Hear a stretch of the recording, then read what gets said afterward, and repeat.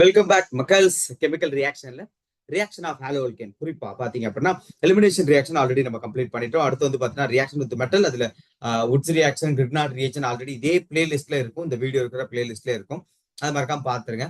அடுத்து வந்து பாத்தீங்கன்னா பேலன்ஸ் நியூக்ளியோஃபிலிக் சப்ஸ்டியூஷன், இது கொஞ்சம் அப்படியே நீண்டு போயிட்டே இருக்கும். Nucleophilic substitution reaction.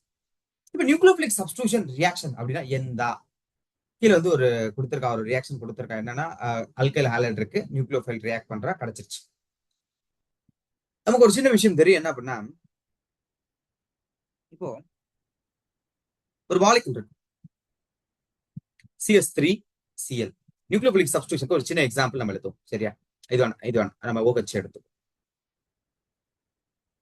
இந்த இடத்துல ஒரு அல்கைல் ஹாலைட் இருக்கு, இந்த இடத்துல ஒரு நியூக்ளியோஃபைல் இருக்கு.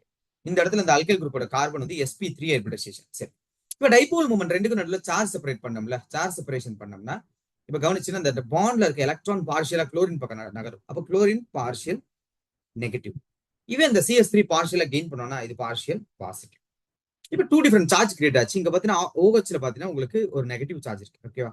அப்ப என்ன பண்ணும், ஆப்போசிட் சார்ஜ், நெகட்டிவ் சார்ஜ் அங்க பாசிட்டிவ் சார்ஜ், இவன் போயிட்டு என்ன பண்ணுவான் அப்படின்னா அப்படி வந்து ஒரு அட்டாக் அடிச்சோட எந்த பாண்ட் அப்படி வீக்கா இருக்கோ அது உடஞ்சி வெளியே அப்படி கிளம்பிடும், வெளியே கிளம்பிடுச்சா.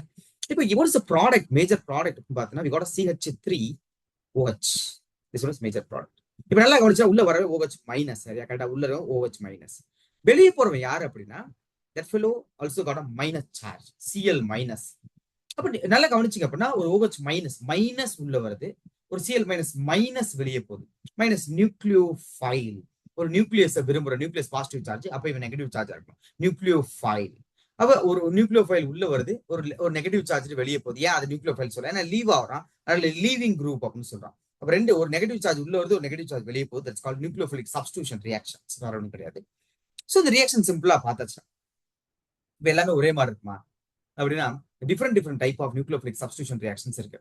அதுக்கு முன்னாடி நம்ம என்ன பண்ணலாம் அப்படின்னா இந்த ரியேஜென்ட் யாரு, இப்ப நியூக்ளியோஃபைல் உள்ள வந்தா இல்லையா, இந்த நியூக்ளியோஃபைலா கொடுக்க மாட்டாங்க, அவங்க ஒரு ரியேஜென்டா கொடுப்பாங்க. எப்படின்னா நம்ம வந்து நான் ஆல்ரெடி சொல்ற மாதிரி தான், என் கிளாஸ் அட்டன் பண்ண தெரிஞ்சிருக்கு பசங்களுக்கு. இந்த இடத்துல வந்து பாத்தீங்கன்னா NaOH KOH, இது வந்து பைக்ல ஒரு ஹீரோ டிராவல் பண்றாரு. ஒரு இடத்துல போயிட்டு ஹீரோ மட்டும் இறங்கி போவார், நியூக்ளியோஃபைல் தான் ஹீரோ. இந்த சோடியம் வந்து பைக்கு, அதை விட்டுட்டு போயிடும். அப்படியே கீழே வந்தீங்க அப்படின்னா இன்னும் சில ரியேஜென்ட் இருக்கு. வாட்டர் மாலிகுல் பாத்தீங்க அப்படின்னா என்ன சார் இங்க ஹீரோவா பைக்கா, இதுன்னா S2 அப்படியே வந்துருக்குது, ஹீரோ பைக்கோட வந்துட்டாருன்னா கிடையாது, இது டிரான்ஸ்ஃபார்மர்ஸ் மாதிரி. பைக்கே வந்து திடீர்னு ஹூமன் மாதிரி அப்படியே மாறி. சரியா? எனிவே இப்ப என்னன்னா அதுல ரியேஜென்ட் ஒரு நியூட்ரல் பார்ட், அது வெளியே வரும். வந்த உடனே நம்ம சால்வெண்ட்குள்ள வந்த உடனே என்ன ஆகும், அது சார்ஜ்டு பார்ட்டாவோ இல்ல சம்டைம்ஸ் இந்த மாதிரி நியூட்ரல் நியூக்ளியோஃபைலாவோ இருப்பான். போயிட்டு இவன் போயிட்டு அட்டாக் பண்ணும். இங்க பாருங்க ஒரு ரியாக்ஷன் கொடுத்துருக்காங்க, இங்க எக்ஸ் மேல பார்ஷியல் நெகட்டிவ், இந்த ஃபெல்லோ ஆர் மேல பார்ஷியல் பாசிட்டிவ். இப்ப இந்த OH மைனஸ் இந்த இந்த ரியேஜன் கொடுத்துருந்தானா அதுல OH மைனஸ் நியூக்ளியோஃபைல், அவன் வந்து என்ன பண்ணுவான், இதை அட்டாக் பண்ணுவான், வெளியே போயிடுவான். அப்ப ROH இங்க நமக்கு கிடைச்சிருக்கும். அதுக்கு பேர் வந்து நம்ம ஆல்கஹால் அப்படின்னு சொல்றோம். இது வாட்டர் மாலிகுலை பொறுத்த வரைக்கும் இது போய் டிஃபரெண்ட். எப்படின்னா ஆர் எக்ஸ் இருக்கா, வாட்டர் மாலிகுல் வரான், லோன் பேர் இதை அட்டாக் பண்றான், எக்ஸ் வெளியே போயிடுறான், ROH பாசிட்டிவ் சார்ஜ். இதுல இந்த லோன் பேர் இந்த மாதிரி கூட இருக்கான்ல பாண்ட் பேர், அவன் இதோட எலக்ட்ரான தியாகம் மட்டும் தென்பாண்டி சீமையிலே அப்படின்ட்டு வெளியே போயிருவான். இந்த மாதிரி வரும்போது இந்த மாலிகுல் நியூட்ரல் ஆயிட்டு உங்களுக்கு ROH பாருங்க, அதே ப்ராடக்ட் தான் கொடுத்துருக்கும். சோ இந்த மாதிரி ஒவ்வொரு நியூக்ளியோஃபைலையும் யூஸ் பண்ணும்போது நமக்கு டிஃப்ரெண்ட் புது ஃபங்க்ஷனல் குரூப்ஸை வந்து நம்ம ப்ரிப்பேர் பண்ண முடியும். இதெல்லாம் ஃபார்மா இண்டஸ்ட்ரி, கெமிக்கல் இண்டஸ்ட்ரியில பெரிய வேல்யூ உள்ள விஷயங்கள். நம்ம புக்ல நார்மலா 4 மார்க் 5 மார்க் நம்ம படிச்சுட்டு இருக்கோம். பட் ஓகே, கவனிங்க, படிக்க ஒரு வாய்ப்பு கிடைக்குது இல்ல. சோ இந்த மாதிரி ஒவ்வொரு ரியேஜென்ட்ல இருந்து ஒரு நியூக்ளியோஃபைலை நம்மளால ப்ரொடியூஸ் பண்ணா அந்த நியூக்ளியோஃபைலை கொண்டு போயிட்டு அல்கைலைட போய் அட்டாக் பண்ணுவோம். அட்டாக் பண்ணோடனே நமக்கு அது ரெஸ்பெக்டிவ் ப்ராடக்ட் கிடைக்கும். அதோட பேர் என்னன்னு சைட்ல கொடுத்துருப்போம், அதை மட்டும் ஒரு தடவை எல்லாமே ரிவைஸ் பண்ணிருங்க. இப்ப நேரா வந்தீங்கன்னா ambidentate nucleophile. Ambidentate nucleophile, what is ambidentate nucleophile? Ambidentate nucleophile, ambidentate ligand அப்படின்னு கோஆர்டினேஷன் கெமிஸ்ட்ரியில படிச்சிருப்பீங்க. இதுல ஆம்பிடென்டேட் நியூக்ளியோஃபைல்னு பாக்குறீங்க. இதுல என்ன ஆம்பிடென்டேட் அப்படின்னா more than one donating center, more than one donating center. எக்ஸாம்பிளுக்கு சைனைட் இருக்கு. சைனைட்ல பாத்தீங்கன்னா அந்த கார்பனுக்கு இப்ப இந்த இடத்துல அயனைஸ் பண்ணி வச்சிருக்க அப்படின்னா கார்பன் மேல நெகட்டிவ் சார்ஜ் இருக்கும், நைட்ரஜன்ல லோன் பேர் இருக்கும். இவ இது அற்புதமான ஒரு வார்த்தை. Actually cyanide group hybrid of two contributing structure, resonance structure ரெண்டு இருக்கு. சரியா? நம்ம அது ஒருவேளை நமக்கு அது குழப்பத்துனா நீங்க இந்த மாதிரி அண்டர்ஸ்டாண்ட் பண்ணிக்கலாம். கார்பன் மேல நெகட்டிவ் சார்ஜ் இருக்கு, இந்த இடத்துல வந்து உங்களுக்கு நைட்ரஜன் மேல அதுனா லோன் பேர் இருக்கு. ஸோ ரெண்டு பேர்ல யார் வேணாலும் கொடுக்கலாம், யார் கொடுக்குறாங்களோ அதுக்கு தக்கன நமக்கு ஸ்ட்ரக்சர் கிடைக்கும். இந்த கான்ட்ரிபியூட்டிங் ஸ்ட்ரக்சர் பார்த்தீங்கன்னா இங்க நெகட்டிவ் சார்ஜ் இருக்கு, அவன் அட்டாக் பண்ணுவோம். இப்போ ரெசனன்ஸ் நடக்கிறதுனால இங்க பாருங்க நெகட்டிவ் சார்ஜ் இங்க வந்துருச்சு, அப்ப இப்ப நைட்ரஜன் போய் அட்டாக் பண்ணுவான் அப்படிங்கிற ஒரு சாதாரண விஷயம் தான். இப்போ அவன் யார் கூட சேர்ந்திருக்கான் அப்படிங்கிறது ரொம்ப முக்கியம். எக்ஸாம்பிளுக்கு Alone can react with the KCl to form alkyl cyanide as a main product, while AgCN form isocyanide. அப்போ ரெண்டுலயுமே சைனைடு இருக்கு பாருங்க. இந்த எக்ஸாம்பிள் வந்து பாத்து இங்கேயும் KCl சைனைடு இருக்கு, AgCl சைனைடு இருக்கு. இவர் ரியாக்ட் பண்ண போறது யார் கூட அப்படின்னா ஒரு அல்கைல் ஹால் கூட. அப்ப KCNக்கும் AgCNக்கும் என்ன டிஃபரன்ஸ் அப்படின்னா, KCN பொறுத்த வரைக்கும் உங்களுக்கு இந்த இடத்துல அயானிக் பாண்ட், அயானிக் நேச்சரா இருக்கும் இந்த பாண்ட் வந்து K பிளஸ் CN மைனஸ். அப்ப சைனைடு மேல உங்களுக்கு என்ன இருக்கும் அப்படின்னா அது நெகட்டிவ் சார்ஜ் இருக்கும். அப்ப அட்டாக் பண்ண போறது சைனைடு. அடிச்சோடனே வெளியே போயிடுவோம். அப்போ RCN கார்பன் தான் பாண்ட் ஃபார்ம் பண்ணிருக்கேன் அந்த ஆர் குரூப் கூட. இதை அழைச்சிடுறேன். இப்ப சப்போஸ் இல்ல சைடில் சப்போஸ் இந்த மாதிரி RCl இந்த பக்கம் AgCl இருக்கும். AgCl எப்படி ஆக்சுவலி இருக்கும் அப்படின்னா நியூக்ளியோஃபைல் எப்படி இருக்கும்னா Ag கூட இந்த கார்பனுடைய பாண்ட் லிட்டில் கோவலன் நேச்சர்ல இருக்கும். கோவலன் நேச்சர்ல இருக்கும். அப்ப கோவலன் நேச்சர் இருக்கிறதுனால இந்த இடம் கிளீவ் ஆகாது, அயனைஸ் ஆகாது. ஃபர்ஸ்ட் உங்களுக்கு இங்க இருக்க லோன் பேர் போய் அட்டாக் பண்ணும், அதுக்கப்புறம் சார்ஜ் செப்பரேட் ஆகும், அதுக்கப்புறம் என்ன ஆகும் உடஞ்சிட்டு வெளியே வருவோம்.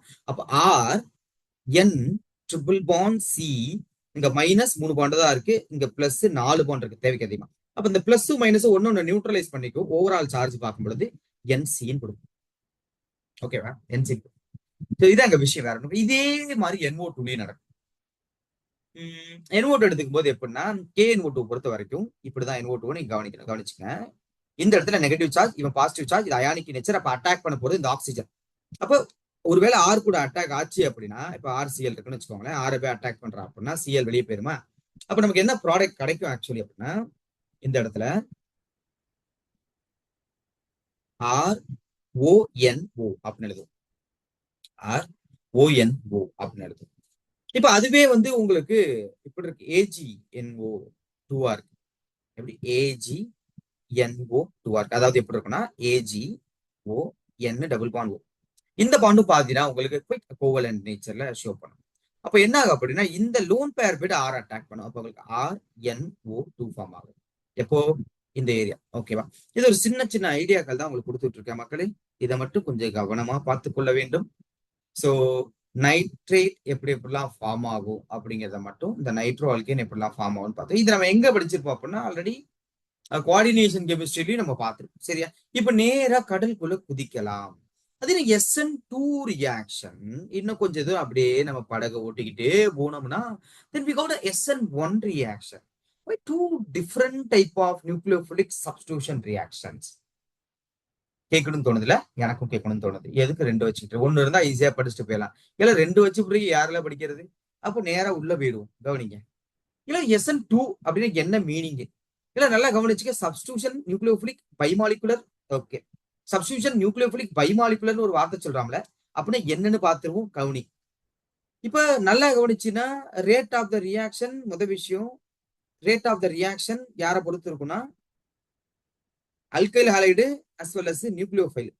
இல்ல இந்த ரெண்டு ஃபைலுடைய கான்சென்ட்ரேஷனையும் பொறுத்து தான் ரேட் இருக்கு. Rate of the reaction, reaction எவ்வளவு வேகமா நடக்குது, கம்மியா நடக்குது, எல்லாமே கம்ப்ளீட்டா ப்ராடக்ட் கொடுக்குது இல்லையாங்கிறது எல்லாமே இல்ல இந்த ரெண்டு பேரை பொறுத்தார்.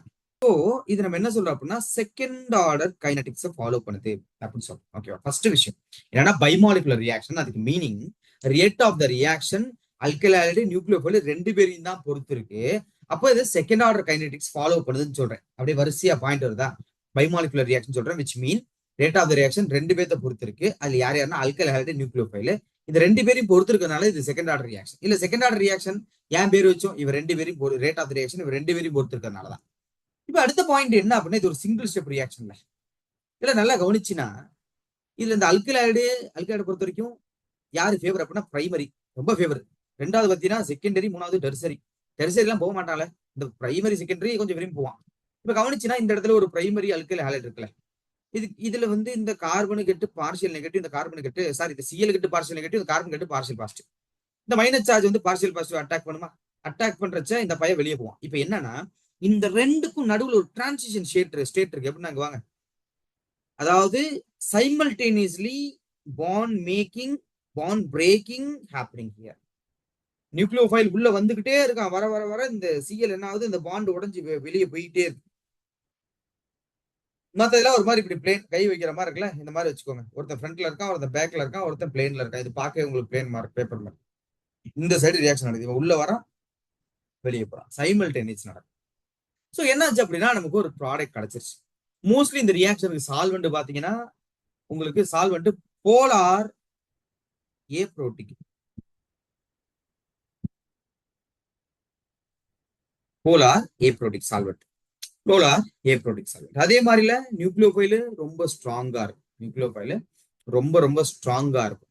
இது இல்லாம இன்னும் சில ஃபேக்டர் வந்து நம்ம பேசுவோம். இதுல பாத்தீங்கன்னா ஒரு அம்பர்லா எஃபெக்ட் மாதிரி ஒரு சின்ன விஷயம் நடக்கும். இங்க பாருங்க, இதான் மாலிகுல நியூக்ளியோஃபைல் இங்க வரான். இப்ப நல்லா கவனிங்க, இவன் வந்து இங்க அட்டாக் பண்ணும் பொழுது இவன் கொஞ்சம் பாரு உள்ள வந்துட்டு இருக்கான், இவன் வெளியே போயிட்டு இருக்கான். இப்படி இருந்த கான்ஃபர்மேஷன், அதாவது கொடை நம்ம பிடிச்சிருப்போம், ஞாபகம் இருக்குங்களா? அந்த மழை டைம்லாம் பாத்தீங்கன்னா நீங்க இந்த கொடை அம்பர்ல அப்படி பிடிச்சிருப்பீங்க. இது கொடை மாதிரியே இல்லை சார்னா பரவாயில்ல தான் கொடை நம்ம. இப்ப காத்து வேகமா அடிக்கும்போது என்ன ஆயிடும் அப்படின்னா அந்த கொடை அப்படியே மாறிடும் இல்லையா, இப்படி போயிடும். சோ இன்வர்ஷன், தலைகீழ மாறுறது. இப்படி இருக்க பெண், இப்படி இருக்க பெண், இந்த பெண் என்ன ஆகுது அப்படின்னா இப்படி திரும்பிடுது. இன்வெர்ட், இதுக்கு பேரு இன்வெர்ட். அதாவது இன்வர்ஷன், தலைகீழ திரும்புறது. இப்படி இருக்கிறவன் இப்படி திரும்பிடுறான், இன்வர்ஷன். அப்போ இந்த மாலிகுல் பாத்தீங்கன்னா ஒரு பர்டிகுலர் கான்ஃபிகரேஷன்ல இருக்கு அப்படின்னா அட்டாக் நடந்ததுக்கு அப்புறம் அப்படியே தலைகீழ மாறி இது inversion of configuration. Actually chirality இருந்தாதான் அது உங்களுக்கு இன்னும் ஈஸியா சொல்ல முடியும். மற்றபடி ஒரு மாலிகுலோட ஸ்ட்ரக்சர் வச்சு சொல்லும் பொழுது உங்களுக்கு சின்ன சின்ன கன்ஃபியூஷன் வரும். கைராலிட்டி இருக்கு அப்படின்னா ஃபர்ஸ்ட் வந்து ஆர் கான்ஃபிகரேஷன்ல இருக்கு, அட்டாக் நடக்குது, எண்ட் ஆஃப் த ப்ராடக்ட் வந்து எஸ் கான்ஃபிகரேஷன் கிடைக்குது, ஆன்டி கிளாக் வைஸா மாறுது, கிளாக் வைஸா ஆன்டி கிளாக் வைஸா மாறுது அப்படின்னா இன்வர்ஷன் ஆஃப் கான்ஃபிகரேஷன். இப்ப இந்த பாக்ஸ்குள்ள கான்ஃபிகரேஷன் பத்தி பேச ஆரம்பிக்கிறேன். என்ன கான்ஃபிகரேஷன், இன்வர்ஷன் ஆஃப் கான்ஃபிகரேஷன் அப்படி என்ன மாறுது அப்படின்னா ஸ்ட்ரக்சர் அப்படியே திரும்பி இருக்கணும். நீங்க இப்படி பாக்குறீங்க அப்படின்னா இப்படி இருக்கும், வேற ஒண்ணுமே கிடையாது. இங்க ஒரு காம்பவுண்ட் இருக்கு, இதோட மிரர் இமேஜா காட்டுற பாருங்களா, இங்க இப்படி இருக்கு, மிரர் இமேஜ்ல இப்படி திரும்பி இருக்கு, வேற ஒண்ணும் கிடையாது. இது வந்து நம்ம வெஜிடாஸ் தான் பார்ப்போம். இதுல டார்க்கா இருக்கிறது வந்து ஃப்ரண்ட் உங்களை நோக்கி இருக்குன்னு அர்த்தம், டேஷா இருக்கிறது பேக் சைடு இருக்குன்னு அர்த்தம், மத்த ரெண்டு பிளேன்ல இருக்கிறதா அர்த்தம், வேற ஒண்ணும் கிடையாது. சரி, இந்த கான்ஃபிகரேஷன்ல பெரிய விஷயம் கிடையாது. இப்போ அடுத்து பார்த்தீங்கன்னா SN2 ரியாக்ஷன் எந்த மாதிரி சிச்சுவேஷன்ல வேகமா போவான்னு சொல்றான். அது நம்ம முன்னாடியே சொல்லிட்டேன், உங்களுக்கு பிரைமரி தான் மோர் ஃபேவர் அப்படின்னு சொல்றேன்.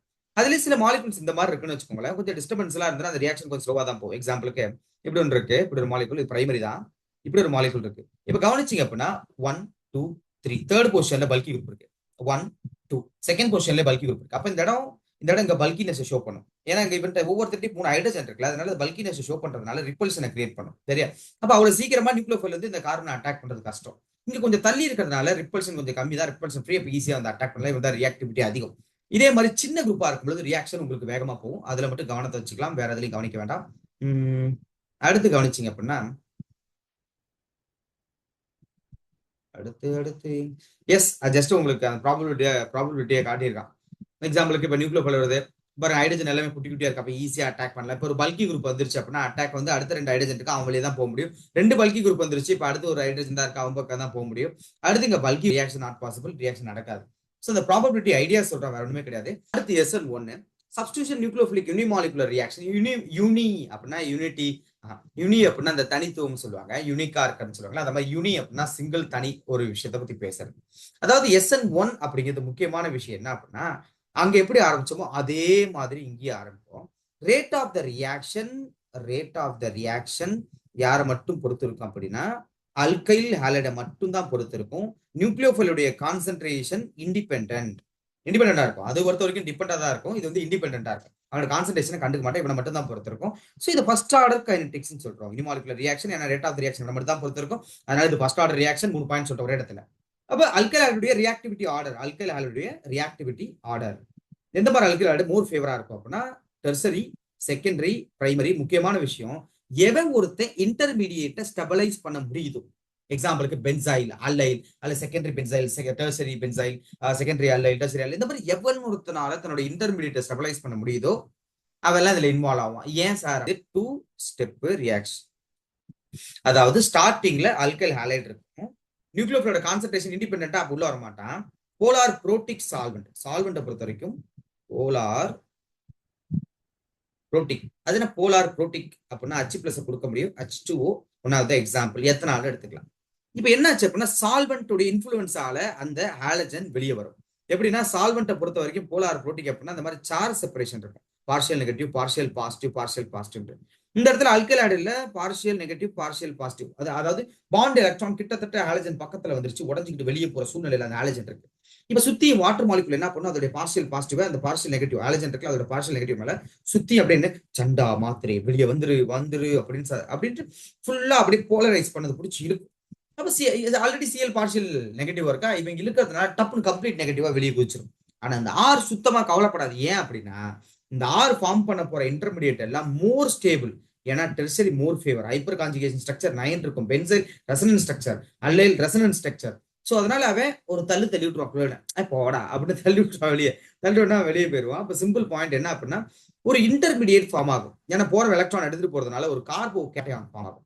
இவன் எல்லாம் நான் சொல்லல, எவன் இன்டர்மீடியேட் ஸ்டெபிலைஸ் பண்றானோ அவன் தான் இன்வால்வ் ஆவான். அப்போ இன்டர்மீடியேட் அவன் ஸ்டெபிலைஸ் பண்ணிக்குவான். அடுத்து பாத்தீங்கன்னா ஒரு நியூக்ளியோஃபைல் இப்பதான் வரும். நியூக்ளியோஃபைல் வந்து இதை அட்டாக் பண்ணுவான். இந்த ஃபர்ஸ்ட் ஸ்டெப் இருக்குல்ல, இந்த ஃபர்ஸ்ட் ஸ்டெப் வந்து ஸ்லோ ஸ்டெப், ரொம்ப ஸ்லோவா இருக்கும். செகண்ட் ஸ்டெப் பார்த்தீங்கன்னா உங்களுக்கு ஃபாஸ்டா இருக்கும்.